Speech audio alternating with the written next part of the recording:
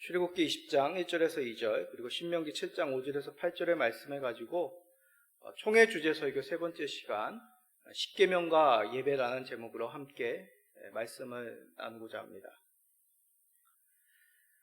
우리가 성경을 읽고 말씀을 듣는 가장 큰 이유 두 가지가 있습니다. 첫 번째로 우리가 하나님에 관해서 믿어야 할 것이 무엇인지 알기 위함이죠. 하나님이 어떤 분이신지, 믿어야 될 그 하나님이 어떠한 분이신지 우리가 알기 위해서 성경을 읽습니다. 또 하나의 이유는 하나님께서 우리에게 요구하신 것이 무엇인지 알기 위해서죠. 그 가운데 하나님께서 우리에게 요구하신 삶의 대표적인 내용이 바로 십계명입니다. 고신총회 헌법에 기록된 예배의 순서 가운데는 십계명 낭독이 있습니다. 저희 교회는 하지 않고 있는데, 그래서 다음 주부터 교동문 대신 십계명 낭독을 하도록 하겠습니다. 예배 가운데 십계명을 낭독함으로 하나님이 우리에게 원하시는 삶이 무엇인지를 날마다, 주일마다 우리가 새롭게 새기는 것이죠. 특별히 금년도는 총회가 이제 코로나 시대를 맞이하여 예배에 대한 내용을 주제 설교로 배포하고 있습니다. 그러면 우리 교회는 이제 한 달에 한 번 이 주제 설교를 이제 하고 있는데, 그러므로 예배에 대한 우리의 마음을 새롭게 하는 것이죠. 그렇다면 십계명과 예배는 어떤 관계일까요? 오늘 말씀을 통해서 십계명과 예배가 어떠한 관계인지 우리가 살펴보도록 하겠습니다. 지난주에도 살펴보았듯이 십계명은 이스라엘 백성이 출애굽하여 시내산에서 하나님으로부터 받은 하나님 백성의 규례요 법입니다. 애굽에서 종되었던 노예 생활하였던 이스라엘 백성을 하나님께서 출애굽시키도록 구원해 주신 것이죠. 이제 이스라엘 백성들이 출애굽한 후에 시내산에 모여서 하나님과 언약을 맺습니다. 그러시면서 하나님이 이스라엘에게 말씀하신 것이 바로 언약서이죠. 출애굽기 24장에 보면 모세가 하나님으로부터 이제 언약서를 받는 장면이 나옵니다. 그 언약서를 받고 기록하여 이스라엘 백성들에게 낭독을 하죠. 그때 이스라엘 백성들은 언약서를 쓰인 그 내용대로 순종하겠습니다. 말씀은 지키겠다고 대답을 합니다. 자, 출애굽기 24장 7절입니다. 언약서를 가져다가 백성에게 낭독하여 듣게 하니 그들이 이르되 여호와의 모든 말씀을 우리가 준행하리이다. 출애굽한 이스라엘이 이제 시내산 광야에서 하나님과 아주 특별한 관계가 맺어지는 순간입니다. 어떤 관계가 맺어지겠습니까? 바로 하나님이 이스라엘의 하나님이 되시고 이스라엘이 바로 하나님의 백성이 되는 그런 교제, 사귐의 관계가 이루어집니다. 성경 속에서 하나님과 그의 백성들이 사귐이 극대화되는 순간, 구약에서는 그 순간이 바로 성전에서 예배드리는 순간이고, 신약에 와서는 바로 하나님 앞에 예배드리는 순간입니다. 예배는 하나님과 교제하는 그런 만남의 시간이죠. 그러기에 우리도 예배 가운데 이 언약서를 읽음으로 광야에서 이스라엘 백성들이 하나님과 풍성한 교제를 누렸듯이 우리도 이 시간, 오늘날 하나님과 풍성한 교제를 예배를 통해서 그 가운데 언약서를 읽음으로 맺게 되는 것입니다. 그러면 구체적으로 이 언약서가 무엇이겠습니까? 언약서 가운데 요약된 것이 바로 십계명이라는 것이죠. 두 돌판에 기록된 이 십계명을 통하여 하나님과 언약의 관계를 맺어졌음을 우리는 알게 됩니다. 자, 출애굽기 24장 12절입니다. 여호와께서 모세에게 이르시되 너는 산에 올라 내게로 와서 거기 있으라. 내가 그들을 가르치도록 내가 율법과 계명을 친히 기록한 돌판을 내게 주리라. 보통 한 돌판에는 이제 1부터 4번째 계명이 기록이 되어 있고, 다른 돌판에는 5번째에서 10번째의 계명이 기록되어 있다라고 그렇게 보통 학자들은 봅니다. 그런데 어떤 학자들은 고대 근동의 언약에 맺을 때 언약의 똑같은 내용을 두 개를 만드는 관습을 들어서 아마 두 돌판이란 것은 똑같은 내용을 기록한 두 돌판이다라고 그렇게 보기도 합니다. 그래서 고대 근동에는 이 각각의 기록한 그 언약을 상호가 하나씩 보관하여 충실히 그 언약을 지키는 그런 풍습이, 문화가 있었다고 봅니다. 그러나 성경은 분명하게 이거다 저거다라고 말씀하고 있지는 기록이 없습니다. 중요한 것은 두 돌판에 어떠한 형식으로 기록이 되어 있느냐가 아니라 기록된 그 언약의 내용이 중요한 것이죠. 그래서 이 십계명의 두 돌판을 보관하는 궤를 뭐라고 얘기합니까? 언약궤라고 부릅니다. 언약이 보관된 상자라는 얘기죠. 서로가 언약을 맺는 상호적인 관계를 이 언약을 통해서 나타내고 있습니다. 그러면 이 십계명은 하나님과 그의 백성들이 맺어진 그런 언약의 관계란 것을 의미하는 것이죠. 자, 이제 십계명의 내용을 살펴보도록 합시다. 십계명은 하나님과 그의 백성이 맺어진 언약이라고 하였습니다. 그런데 언약에는 크게 두 가지 요소가 필요한데 약속과 요구입니다. 언약에는 무엇이 있다고요? 약속과 요구이죠. 그러면 이 십계명에도 하나님께서 그의 백성들에게 요구하시는 약속, 그의 백성들에게 행하신 약속, 그리고 요구하시는 그 요구가 들어 있습니다. 오늘 읽은 출애굽기 20장 1절에서 2절은 십계명의 서문으로 하나님과 맺은 그 언약 중에 약속에 대한 내용이 기록이 되어 있습니다. 자, 출애굽기 20장 2절을 읽어봅시다. 나는 너를 애굽 땅 종되었던 집에서 인도하여 낸 내 하나님 여호와니라. 언약은 이제 쌍방간에, 나와 너와의 관계 속에서 쌍방간에 맺어지는 것이라고 했습니다. 그래서 본문에서 나는 누구겠습니까? 하나님이시죠. 그럼 너는 누구겠습니까? 이스라엘입니다. 하나님께서 이스라엘 백성과 맺은 언약이라는 얘기죠. 그런데 하나님께서 이스라엘 백성을 어떻게 하셨다고요? 애굽의 노예에서 해방시켜 주었다. 그런 내용이 바로 애굽 땅 종되었던 집에서 인도하여 낸이란 그런 의미입니다. 구원해 주셨다는 것이죠. 이스라엘은 하나님이 베푸신 은혜로 말미암아 자유민이 되었습니다. 또 하나님께서는 스스로 이스라엘 백성의 보호자가 되어주시겠다고 약속합니다. 그 내용이 뭡니까? 나는 내 하나님 여호와니라 라는 뜻이죠. 너의 하나님이 되었다라는 얘기입니다. 하나님께서 이스라엘 백성을 자녀로 삼아주시겠다, 이끌어주시는 목자가 되어주시겠다는 그런 의미이죠. 이제 이스라엘은 하나님의 이러한 언약으로 말미암아 장자가 됩니다. 장자의 자유로 그들이 이제 하나님이 주시는 것으로 먹고 살고 하나님이 주신 그 거처할 땅으로 나아가 하나님과 동행하는 삶을 살 수 있도록 하나님이 이 언약을 맺으시고 약속하셨다는 것이죠. 이렇게 우리는 십계명에서 십계명 서론을 통하여 하나님의 약속이 무엇인지를 이제 알게 됩니다. 다음으로 십계명에 있는 하나님의 요구입니다.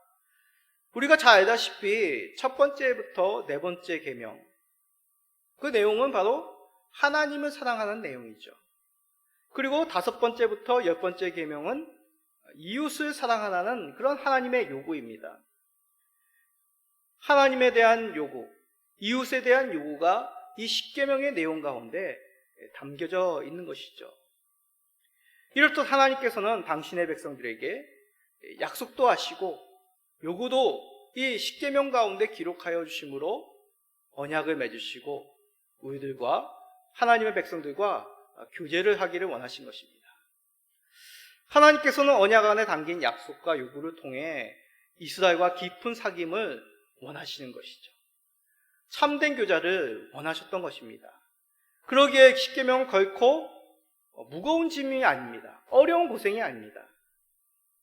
아니 목사님, 십계명 대부분은 뭐뭐 하지 마라 라는 그런 내용인데 그것이 어찌 무거운 짐이 아닙니까? 이렇게 반문하시는 분들도 계실 수 있습니다. 근데 예를 들어 설명하겠습니다. 부부 사이에 우리가 서로 간에 하지 말아야 돼, 부부지만은 서로 간에 하지 말아야 돼 여러 가지 윤리적인 기본적인 그런 삶이 있습니다. 예를 들면 폭행을 행하지 않는다, 거짓말을 하지 않는다, 그리고 서로 외에 다른 이성과 넘지 말아야 될 선을 넘지 않는다. 이것은 무거운 규칙이 아니라 최소한 우리가 부부간에 더욱 친밀함을 누릴 수 있도록 여러 가지 우리가 지켜야 될 규례인 것이죠. 십계명이 그렇다는 것입니다.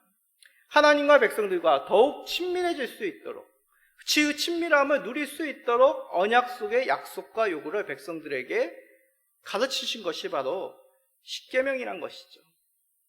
그러기에 십계명은 하나님과 더욱 친밀함을 누리는 그러한 도구이며, 그 십계명을 예배 가운데 낭독함으로 예배 속에 하나님과 친밀함을 누리게 된다는 것입니다. 그런데 여기 십계명의 서문에서 우리가 더 살펴볼 중요한 내용이 있습니다. 언제 이스라엘이 십계명을 받았느냐라는 것이죠. 이 내용이 중요한 이유는 십계명의 준수가 바로 구원의 조건인지 아닌지를 뜻하는 것이기 때문입니다. 모세와 이스라엘 백성은 십계명을 출애굽 전에 받지 않았습니다. 출애굽 후에 애굽이 아니라 시내산에서 분명하게 십계명을 받았죠. 시내산에서 하나님과 언약을 맺음으로 하나님부터 귀한 이 십계명을 받았습니다. 만약 십계명을 애굽에서 주셨다면 그것은 이스라엘이 구원받는 조건이 되었을 것입니다. 무슨 뜻입니까? 너희들이 십계명을 잘 지키면 구원해 주겠다는 뜻이 되는 것이죠. 만약 하나님께서 그렇게 요구하셔서 십계명을 애굽 땅에서 출애굽 전에 주셨다면 아마 이스라엘은 구원받지 못했을 것입니다. 왜냐하면 그 십계명을 완전하게 지킬 수 있는 사람은 이 땅 가운데 한 명도 없기 때문이죠. 그러나 감사하게도 하나님께서는 이스라엘 백성에게 출애굽 전이 아니라 바로 시내산에서 출애굽 후에 주셨음을 우리는 성경 속에서 보게 됩니다. 그것을 십계명 서문이 분명하게 담고 있는 것이죠. 자, 출애굽기 20장 2절 다시 한번 보도록 하겠습니다. 나는 너를 애굽 땅 종되었던 집에서 인도하여 낸 내 하나님 여호와니라. 이 말씀을 언제 하셨다고요? 인도하신 후에, 출애굽하신 후에 바로 하나님께서 이 말씀을 하신 것이죠. 하나님께서 이스라엘 백성을 아무런 조건 없이 노예로 고생하던 이들을 구원해 주셨습니다. 이것은 우리가 믿는 하나님께서 어떤 분인지를 말씀하고 있는 매우 중요한 것이죠. 나는 내가 십계명을 다 지키면 애굽 땅에 종되었던 그 노예 생활에서 벗어나게 해줄게, 구원해 줄게, 내가 너의 하나님이 되어줄게, 그렇게 말씀하시지 않았다는 것입니다. 세상의 대부분의 어떤 종교들은 이러한 논리로 사람들에게 말하고 있죠. 내가 공덕을 쌓으면 복을 받을 것이다. 내가 선행을 많이 하고 착하게 살면 저 세상에서 복된 삶을 살게 될 것이다. 이런 생각은 일반적인 사람들에게 깊이 뿌리박혀 있는 생각입니다. 기독교 역사 가운데서도 그런 이단들은 계속 있어 왔었습니다. 면죄부를 두고 돈을 주고 이 면죄부를 사면 지옥에서 천국으로 가게 될 것이다. 무엇인가 너가 잘하면 잘 될 것이다. 이것은 거짓된 복음이죠. 아닙니다. 하나님께서 이스라엘을 건져주신 것, 먼저 그들을 택하시고 언약을 맺으시려고 불러내셨기 때문입니다. 구원은 하나님께서 베풀어 주신 은혜요 선물인 것이죠. 그 후에 이스라엘 백성들에게 십계명을 주신 것입니다. 이 순서는 매우 중요합니다. 물론 하나님의 율법은 십계명을 주시기 전부터 존재하였습니다. 하나님의 요구는 창조 때에도 있었죠. 세상을 처음 만드실 때에도 하나님께서 그의 백성들에게, 아담과 하와에게 요구하신 것은 하나님만을 섬기기를 원하신 것입니다.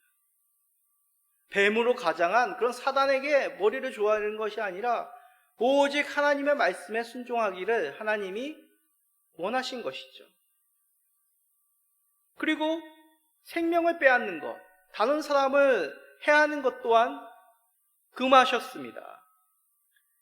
이렇듯 하나님께서는 창조 전에도 창조 후에도 그런 율법을 가지고 계신 것이죠. 그러나 이스라엘 백성이 애굽에서 나오기 전에 너희는 내 율법을 지키라, 이렇게 명령을 얘기하지 않았습니다. 만약 애굽에서 탈출시키는 조건으로 십계명을 주셨다면 그 십계명이 구원의 조건이 되었을 것입니다.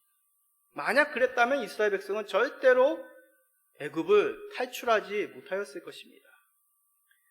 왜냐하면 그들은 애굽에 있으면서도 항상 하나님을 섬기지 않고 자신들의 뜻대로 살아왔기 때문이죠. 여전히 그들은 애굽에서도 죄를 범하였기 때문입니다.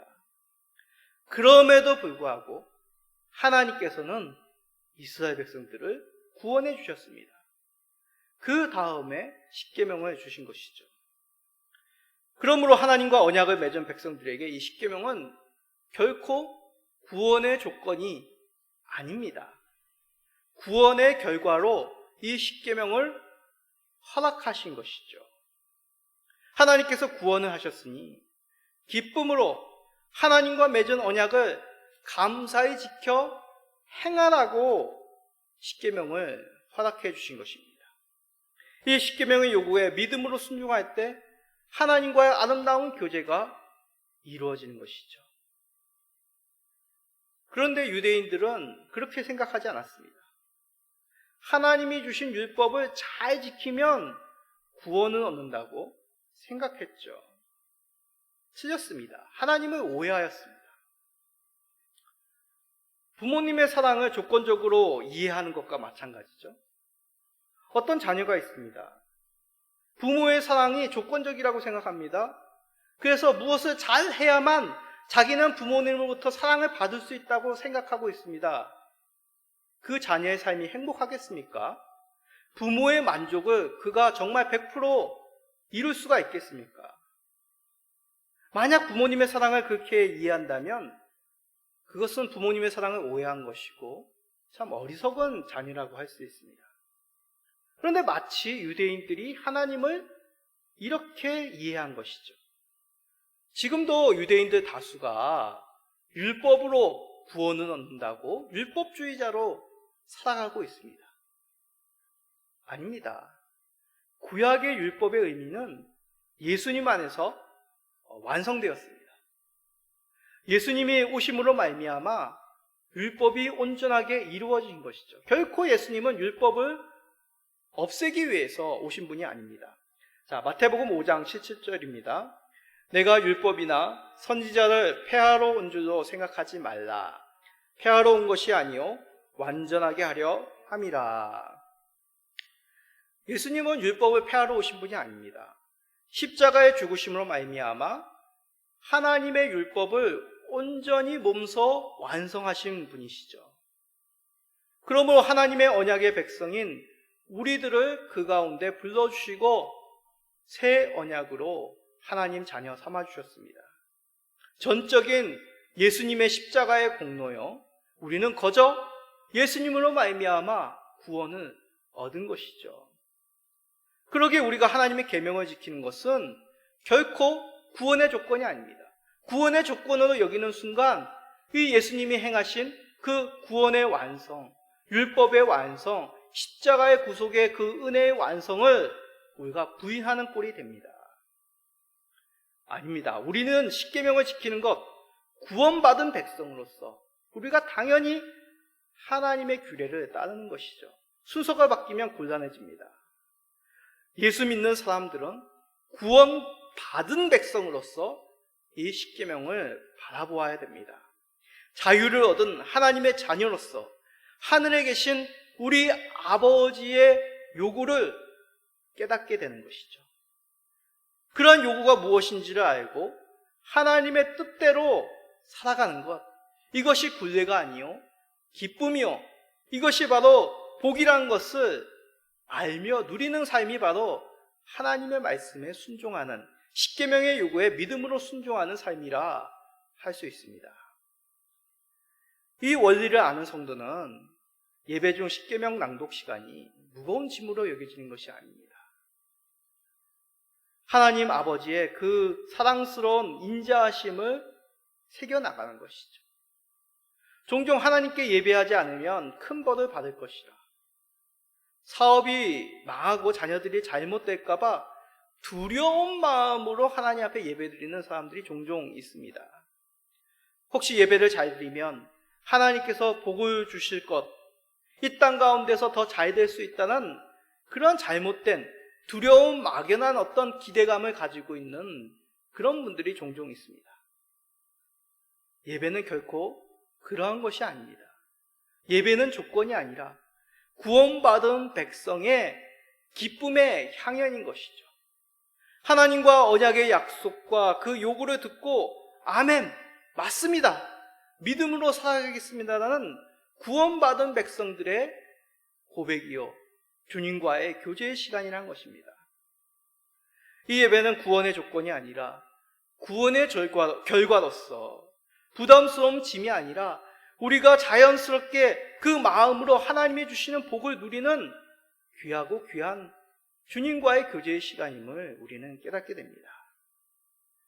그러기에 우리는 예배 중 십계명 낭독을 통해 의를 구원해 주시어 언약 백성으로 삼으신 그 하나님의 은혜를 다시 한번 새롭게 하는 계기가 되는 것이죠. 하나님께서 이스라엘 백성을 구원해 주시고 십계명으로 주의 백성 언약 맺으신 이유가 무엇이겠습니까? 이스라엘 백성이 죄를 범하지 않고 착하게 살아서 그들을 특별히 그렇게 불러주신 것일까요? 아닙니다. 이스라엘 백성은 죄가 없고 착한 민족이 아닙니다. 하나님께서 이스라엘 백성을 구원해 주신 것, 바로 전적인 하나님의 사랑이죠. 하나님께서 이스라엘 백성을 택하셔서 지렁이 같은 이 야곱의 자손들을 그의 백성으로 삼으시기로 작정한 그 하나님의 인자하신 은혜요 사랑입니다. 사랑하셨기에 택하시고 부르시고 구원해 주시고 언약 백성으로 자녀 삼아 주셨습니다. 자, 신명기 7장 8절에 그렇게 말합니다. 여호와께서 다만 너희를 사랑하심으로 말미암아 또는 너희의 조상들에게 하신 맹세를 지키려 하심으로 말미암아 자기의 권능의 손으로 너희를 인도하여 내시되 너희를 그 종되었던 집에서 애굽 왕 바로의 손에서 속량하셨느니. 하나님께서 이스라엘 백성을 구원하신 다른 이유는 없습니다. 무엇이라고요? 다만 너희를 사랑하심으로 말미암아입니다. 하나님께서 이스라엘 백성을 사랑하셨기 때문에 자녀들로 택하여 그 스스로 맹세하여 언약을 체결하신 것이죠. 그 구원의 이유는 이스라엘 백성이 착해서 이스라엘 백성에게 있는 것이 아니라 전적인 하나님의 은혜, 하나님의 사랑임을 우리가 이 언약 체결식을 통하여 깨닫게 됩니다. 자, 그러면 하나님께서 우리에게 요구하신 것이 더욱 분명해집니다. 바로 사랑이죠. 사랑으로 하나님의 요구인 십계명을 지킬 것을 명령하시고 당부하신 것입니다. 자, 신명기 6장 5절 잘 아는 말씀이죠. 읽어봅시다. 너는 마음을 다하고 뜻을 다하고 힘을 다하여 내 하나님 여호와를 사랑하라. 이스라엘 백성들은 사랑으로 하나님을 대해야 됐습니다. 사랑으로 하나님 말씀, 율법을, 십계명을 지켜야 한 것이죠. 사랑이 없는 십계명 준수는 가치가 없는 것입니다. 하나님께서 우리를 구원해 주신 이유도 그와 같지 않습니까? 하나님이 우리를 사랑하셨기 때문에 비참한 처지 가운데 있는 우리를 구원해 주셨습니다.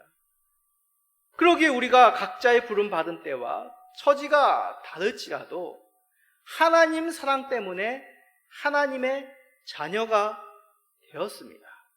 요한일서 4장 10절입니다. 사랑은 여기 있으니 우리가 하나님을 사랑한 것이 아니요 하나님이 우리를 사랑하사 우리를 죄에서 속하기 위하여 화목제물로 그 아들을 보내셨습니다.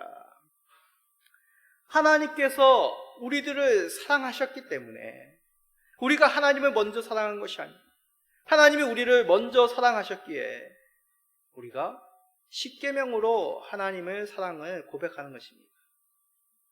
예수님은 하나님과 이웃사랑을 온 율법과 선지자의 대강령이라고 말씀하지 않았습니까? 그러기에 십계명을 지킬 때 우리는 사랑으로 하나님을 사랑하고 이웃을 사랑해야 되는 것이죠. 사랑이 없는 행동은 하나님이 기뻐하시는 것이 결코 아닙니다. 예배도 이와 같습니다. 하나님을 사랑하는 마음으로 우리가 예배해야 되는 것이죠. 우리에게 주신 하나님의 사랑을 기억하며 그분을 사랑하는 마음이 없이 예배하는 것은 본인에게도 유익이 되지 않습니다. 하나님께도 영광이 되지 않음을 우리가 깨닫습니다. 하나님께서 예수 그리스도 안에 보여주신 것 없이 그 신 사랑을 우리가 묵상하지 않고 하나님께 나아가는 것은 울리는 꽹과리와도 같은 것이죠. 하나님을 사랑하는 것, 바로 그것이 예배의 중심입니다. 사랑하는 성도 여러분, 하나님을 사랑함으로 예배를 드리고 계십니까? 하나님을 사랑함으로 하나님의 말씀에 순종하려고 최선을 다하고 계십니까? 이런 하나님의 율법, 이 십계명을 지켜야 했던 사람들이 누구겠습니까? 물어볼 필요도 없이 구원받은 언약의 백성, 이스라엘 백성, 구원받은 우리들이죠. 구원받은 백성이 하나님과의 언약 관계로 맺어져 그 십계명을 준수할 수 있습니다. 예배도 마찬가지입니다. 누가 예배를 드릴 수 있습니까? 세상 사람들이 하나님을 알지 못하고 하나님을 사랑하지 못하고 이 자리에 앉아 있는다고 하나님께서 그 예배를 받으시겠습니까? 조금이나마 하나님을 알고 싶고 하나님을 가까이 하고 싶고 하나님으로 말미암아 더욱 하나님 곁으로 가고 싶은 그 마음이 있어야지 하나님께서 그 예배를 온전히 연락하신다는 것이죠. 하나님으로부터 구원을 받은 사람, 부름을 받은 사람들이 온전한 예배를 드릴 수 있습니다. 그 가운데 우리 자녀들도, 믿음의 자녀들도 포함이 되는 것이죠. 하나님의 언약은 언약을 맺는 본인들과 또한 그 자손들에게도 그 요구가, 그 약속이 유효합니다. 자, 신명기 29장 14절, 15절 읽어봅시다. 내가 이 언약과 백성을 너희에게만 세우는 것이 아니라 오늘 우리가 우리 하나님 여호와 앞에서 우리와 함께 여기 서 있는 자와 오늘 우리와 함께 여기 있지 아니한 자에게까지이니. 무슨 뜻입니까? 우리와 함께 여기 서 있는 자들, 그리고 여기 있지 아니한 자, 누구를 말하는 것이겠습니까? 자손들, 자녀들을 말하는 것이죠. 다음 세대도 포함된다는 얘기입니다. 언약의 백성이란 것이죠. 그러기에 어린 아이들도 언약의 자녀임을 알고 하나님께 온전히 예배해야 됩니다. 하나님을 사랑하고 그 사랑함으로 예배드리고 그 사랑함으로 말씀을 준수하는 것이죠. 내가 누구누구 아들이기에, 내가 누구누구 자녀이기에 그냥 형식적으로, 율법적으로 그냥 억지로 그렇게 예배드리는 것이 아니라 하나님께서 나를 구원해 주시고 믿음의 부모로 말미암아 언약 백성 되게 하신 그 은혜와 사랑으로 우리가 하나님 앞에 예배드리는 것입니다. 근데 아이들은 좀 어른과 다른 점이 있습니다. 하나님의 언약의 약속이 무엇인지, 언약의 요구가 무엇인지 지식적인 그런 부분을 잘 모르는 것이죠. 그러므로 자녀들에게 하나님의 언약을 부지런히 믿음의 부모는 가르쳐야 됩니다. 교회에서도 가르쳐야 되는 것이죠.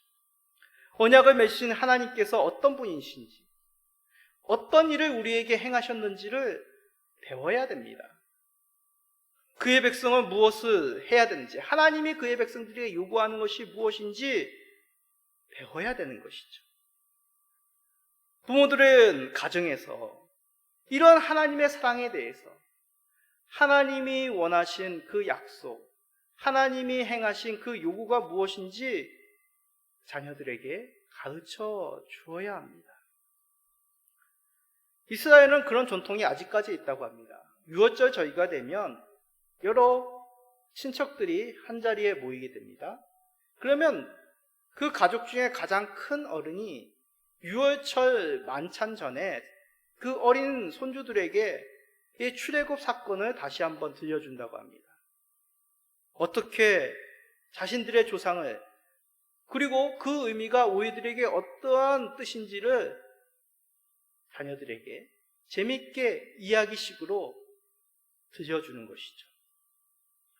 마찬가지로 우리도 우리의 자녀들에게 하나님께서 우리의 자녀들을 어떻게 사랑하셔서 예수 그리스도를 통해서 어떻게 그 구원을 이루셨는지, 예수님이 우리를 위해서 어떠한 죗값을 대신 치르시고 그 고통을 당하시고 또한 부활, 승리, 승천하셨는지를 들려주어야 되는 것이죠. 그래서 되도록이면 가정 예배를 한 주에 한 번 정도는 드리는 것이 좋습니다.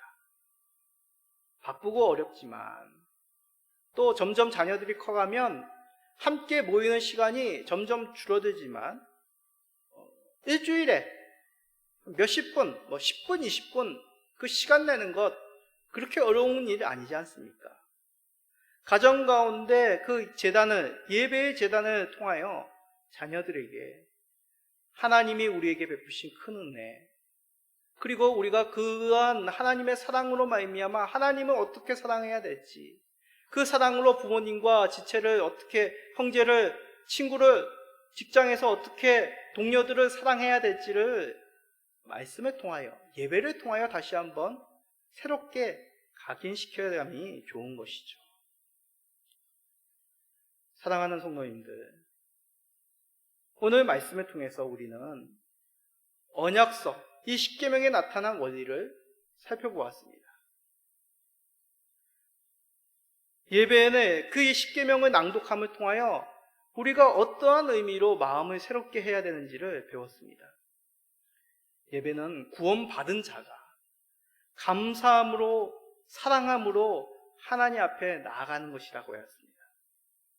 그 속에서 이 언약, 십계명은 누구나 예배할 수 있는, 특별히 우리 자녀들에게까지 맺어진 그 언약의 축복임을 오늘 말씀에 통하여 배웠습니다.